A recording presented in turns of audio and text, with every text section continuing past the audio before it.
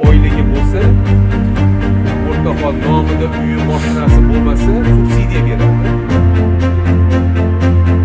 Qo'qon shahrida budjet tushumlarini ta'minlash choralari ko'rilmoqda. Qo'qon shahar hokimi Ma'rufjon Usmonov mahalla tizimi mutasaddilari, soliq inspeksiyasi, huquq-tartibot idoralari, sanoat bozorlari mas'ullari bilan muloqot qilib, aholi va tadbirkorlik subyektlari o'rtasida soliqlarni o'z vaqtida to'lash, tadbirkorlik faoliyatini qonuniy tartibda tashkil etish, aholini muammo va masalalarini samarali hal etish yuzasidan vazifalar belgilab berdi. Xususan, mutasaddilar tomonidan berilgan ko'rsatmalar ijrosini ta'minlash maqsadida shahrimizdagi sanoat bozorlarida targ'ibot tashviqot ishlari olib borildi. Soliq inspeksiyasi, davlat xizmatlari markazi va bozorlar mas'ullari hamkorlikda tadbirkorlik subyektlari bilan muloqotda bo'lib, qonuniy faoliyatini tashkil etishdagi mavjud muammo masalalarga amaldagi qonunchilik yuzasidan tushuntirish berishdi.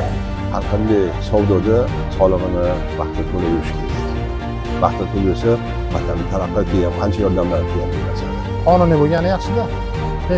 Pensionerlarga foydasi bor, juda katta.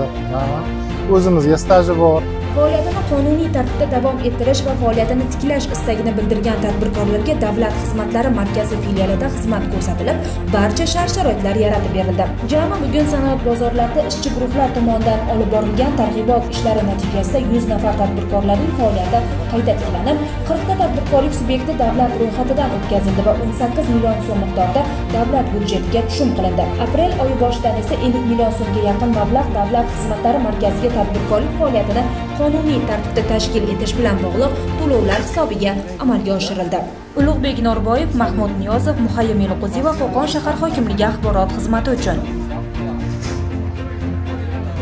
Buxgalteringiz shetda tushumi bo'yicha otchetni ko'rsatish kerak.